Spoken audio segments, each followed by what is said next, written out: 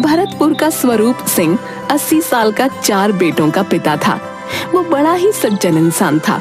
उसके दरवाजे से कभी कोई खाली हाथ नहीं जाता। उसका मानना था कि हमारे कर्म हमेशा हमारे साथ रहते हैं। घर में धन धान्य किसी चीज की कमी नहीं थी। उम्र हो गई थी और उसे ये चिंता रहने लगी कि उसकी मृत्यु के बाद उसके बेटे जमीन जायदाद के लिए एक दूसरे से लड़ाई न करें। एक दिन स्वरूप सिंह ने अपने बेटों को अपने पास बुलाया।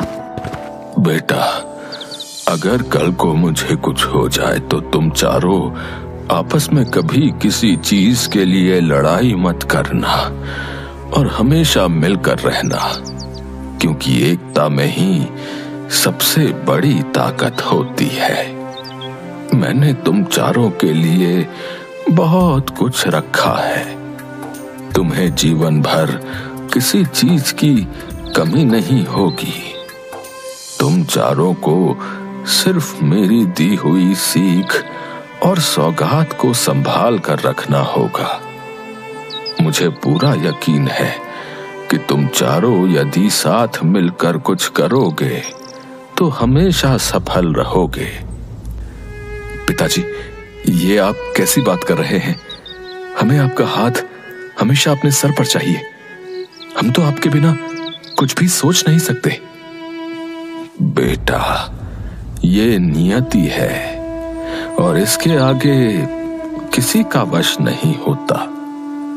मैंने अपनी चारपाई के चारों पैरों के नीचे तुम चारों के लिए एक एक हिस्सा रख दिया है। मेरे मरने के बाद तुम सब अपना अपना हिस्सा ले लेना। स्वरूप सिंह ने अपनी चारपाई के चारों पैरों के नीचे 4 मटके रखवा दिए और कुछ दिनों बाद फिर से अपने चारों बेटों को अपने पास बुलाया। बेटा, मुझे लगता है कि अब मेरा समय बहुत निकट आ गया है और मैं नहीं चाहता कि मेरे मरने के बाद तुम सब आपस में किसी भी तरह का कोई लड़ाई झगड़ा करो। मैं चाहता हूं कि मेरी आंखों के सामने तुम चारों अपनी अपनी पसंद से अपने लिए मेरी चारपाई का एक पैर चुन लो और मेरे मरने के बाद अपनी पसंद के पैर के नीचे रखे हुए अपने हिस्से को ले लेना। पिताजी, आप ये कैसी बातें करने लगे? हमें किसी चीज की आवश्यकता नहीं है। हमें सिर्फ आपका साथ चाहिए। हाँ पिताजी, भैया बिल्कुल ठीक कह रहे हैं। देखो बेटा, मैंने बहुत से घरों में भाई भाई को लड़ते और एक दूसरे को मारते देखा है। इसलिए मैं नहीं चाहता कि तुम्हारा आपसी प्रेम कल को रुपयों पैसों के लिए खत्म हो जाए। अच्छा होगा कि तुम मेरे जीते जी अपने अपने पसंद का पैर चुन लो, ताकि मैं सुकून से अपनी जीवन यात्रा संपन्न करूं। मुरली, तुम चारों भाइयों में सबसे छोटे हो, इसलिए सबसे पहले तुम अपनी पसंद का एक पैर चुन लो। उसके बाद मोहन, तुम अपनी पसंद का पैर चुनना। फिर गोपाल की बारी होगी और कृष्णा, तुम अपने भाइयों में सबसे बड़े हो, इसलिए मैंने तुम्हारे भाइयों को अपनी पसंद का चुनाव करने का मौका पहले दिया है। पिताजी, मैं जानता हूं आप जो भी करते हैं वो बहुत सोच समझ कर करते हैं और आपकी हर बात के पीछे कोई ना कोई वजह और सीख होती है। चलो, तुम चारों अपने अपने पसंद का मेरी चारपाई का एक एक पैर चुन लो और मेरे मरने के बाद अपना अपना हिस्सा ले लेना। चारों बेटे उदास हो गए, लेकिन पिता की बात मानकर चारों ने पिता की चारपाई का एक एक पैर चुन लिया। थोड़ी देर के बाद ही स्वरूप सिंह ने अपनी आखिरी सांस ली। घर में किसी चीज की कमी नहीं थी। चारों बेटों ने मिलकर पिता का अंतिम क्रियाकर्म पूरी विधि विधान से किया। फिर कुछ दिनों बाद पिताजी को गए कई दिन हो गए हैं। हमें अपने परिवार को सुचारू रूप से चलाने के लिए उनके कहे अनुसार अपने जीवन को आगे बढ़ाना होगा।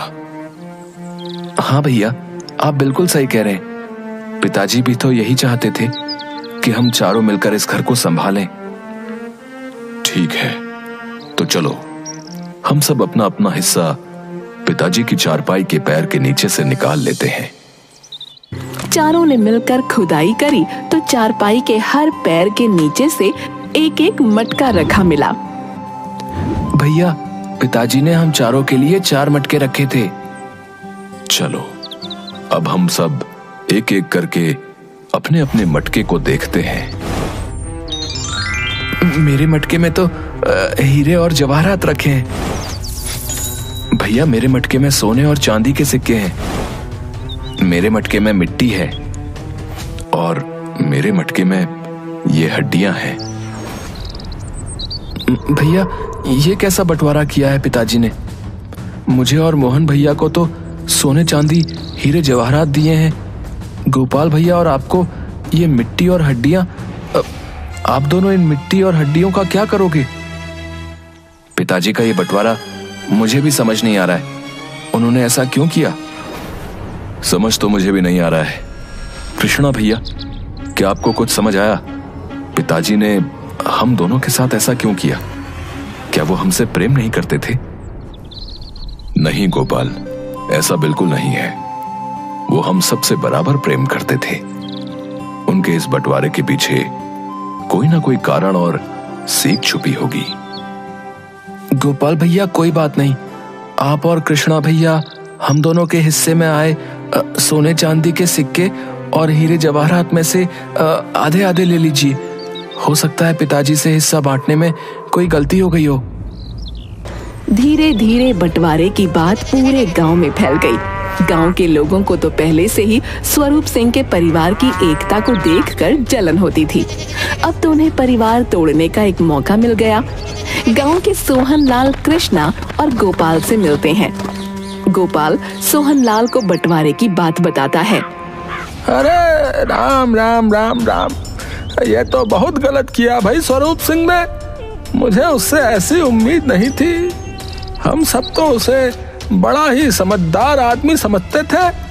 फिर उसने ऐसा गलत फैसला कैसे ले लिया भैया? अब पता नहीं चाचा जी, ये तो पिताजी ही जानते होंगे। नहीं बेटा, तुम दोनों बहुत भोले हो। तुम्हें पता नहीं, मुरली और मोहन हैं तो तुमसे छोटे, लेकिन बड़े ही चालाक हैं। जरूर उन दोनों ने तुम्हारे पिता को तुम दोनों के खिलाफ कुछ समझा दिया होगा। अब नहीं सोहन चाचा, ऐसा नहीं है। वो दोनों हमसे छोटे हैं और हमें बहुत प्यार और इज्जत देते हैं। जी चाचा जी, कृष्णा सही कह रहा है। मुरली और मोहन हमें बहुत प्यार और इज्जत देते हैं। देखो बेटा, उम्र और तजुर्बे में मैं जो हूँ तुमसे जो है बहुत बड़ा हूँ। हाँ, इसीलिए तुम्हें बता रहा हूँ, अभी भी वक्त है। तुम्हें कचहरी में जाना चाहिए अपने हिस्से के लिए। ऐसा थोड़ी होता है कि 2 बच्चों को सोना चांदी जेवर रुपया पैसा सब दे दिया है और 2 को जो है मिट्टी और हड्डी है। ये क्या बात होती है भाई? गोपाल और कृष्णा सोहनलाल की बात का कोई जवाब नहीं देते हैं। ऐसे ही गांव के कई लोग गोपाल और कृष्णा को भड़काने की बात करते हैं। दोनों बड़े परेशान होते हैं। स्वरूप सिंह का एक खास नौकर हमेशा स्वरूप सिंह के साथ बचपन से रहता था।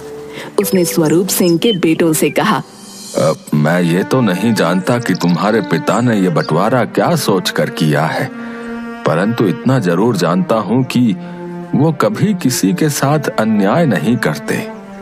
तुम तो उनके अपने बेटे हो। हाँ काका, आप बात तो सही कह रहे हैं। इसलिए हम भी बहुत परेशान हैं कि पिताजी ने ये अजीब सा बंटवारा क्यों किया। चारों बेटे इस सोच में थे कि आखिर इस बंटवारे का मतलब क्या है।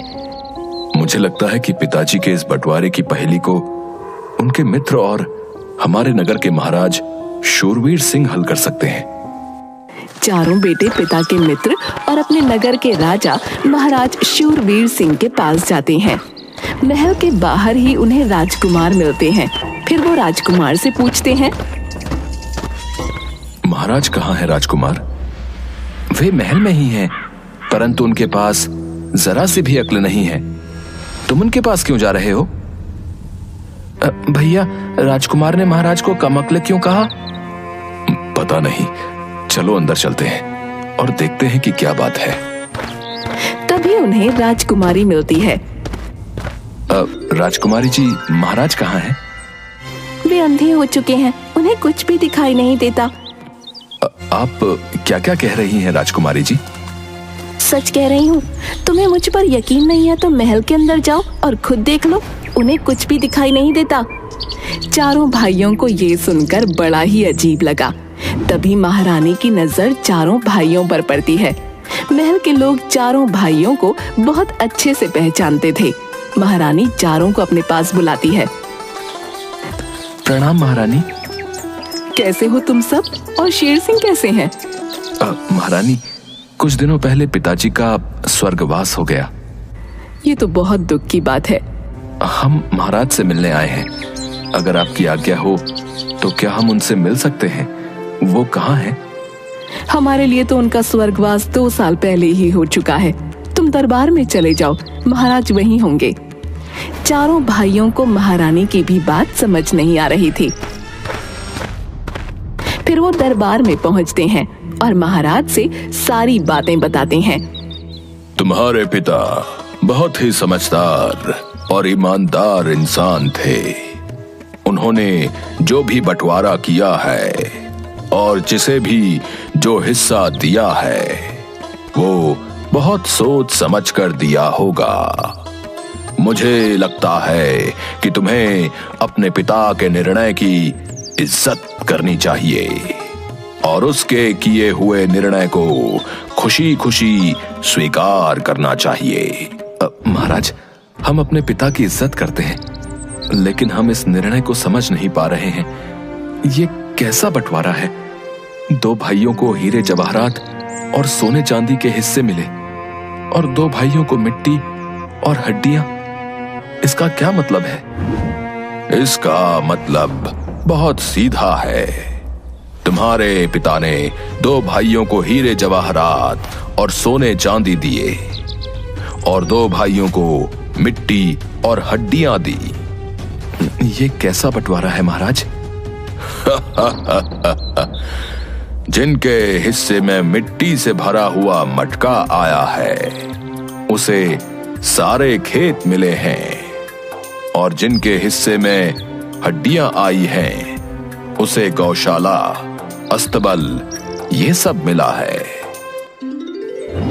महाराज, आपने हमें ये तो बता दिया कि इस बंटवारे का मतलब क्या है, लेकिन हमें अभी भी ये नहीं समझ आ रहा है कि पिताजी ने ऐसा क्यों किया। बेटा, तुम्हारे पिता ने इस बारे में मुझसे चर्चा की थी और उन्होंने मुझे ये कहा था कि मैं इस पहेली का हल तुम्हें तभी बताऊंगा जब तुम चारों एक साथ मेरे पास आओगे। मतलब अगर हम में से कोई एक नहीं आता तो आप हमें इस पहेली का मतलब नहीं बताते? बिल्कुल नहीं बताता, क्योंकि तुम्हारे पिता यही देखना चाहते थे कि कल को यदि तुम में से किसी एक के पास धन की कमी हो जाए तो तुम सब एक दूसरे का साथ देते हो या साथ छोड़ देते हो।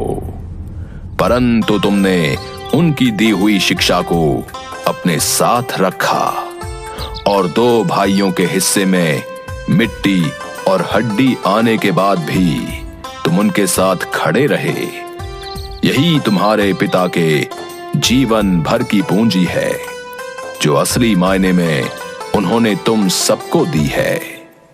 महाराज की बात सुनकर चारों खुश हो जाते हैं और उनसे विदा लेकर वहां से जाने लगते हैं। तभी कृष्ण महाराज से कहता है, महाराज, अगर हमारे प्राणों की माफी मिले तो हम आपसे कुछ और भी पूछना चाहते हैं। बोलो, क्या पूछना चाहते हो? महाराज, यहाँ आने से पहले हमें राजकुमार मिले और उन्होंने कहा कि आपके पास अक्ल नहीं है।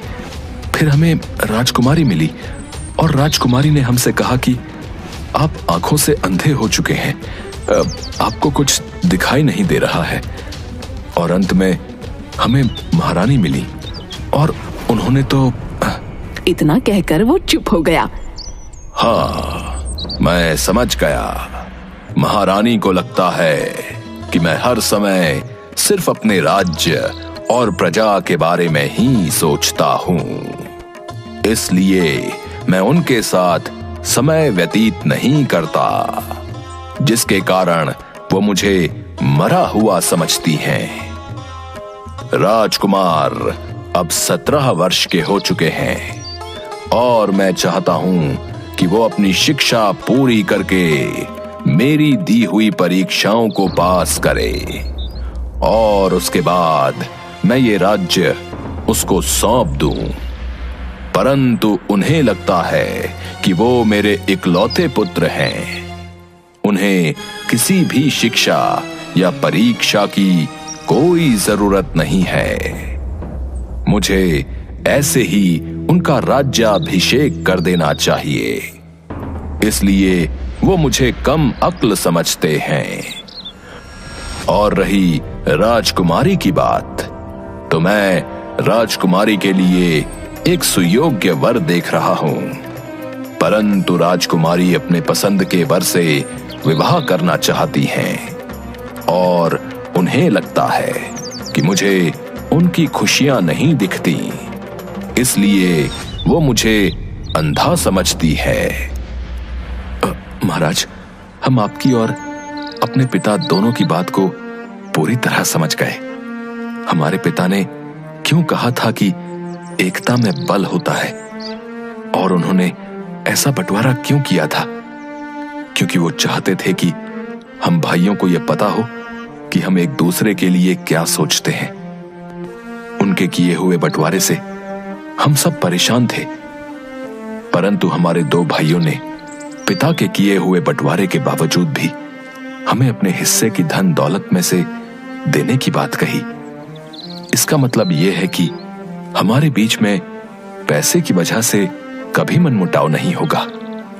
काश मेरे पुत्र और पुत्री भी तुम्हारी तरह अपने पिता के फैसले को समझ सकते। चारों भाई अपने पिता के किए हुए बंटवारे से बहुत खुश थे। पिता के बंटवारा करने के बावजूद भी वो चारों साथ मिलकर रहते थे और एक दूसरे का ध्यान रखते थे।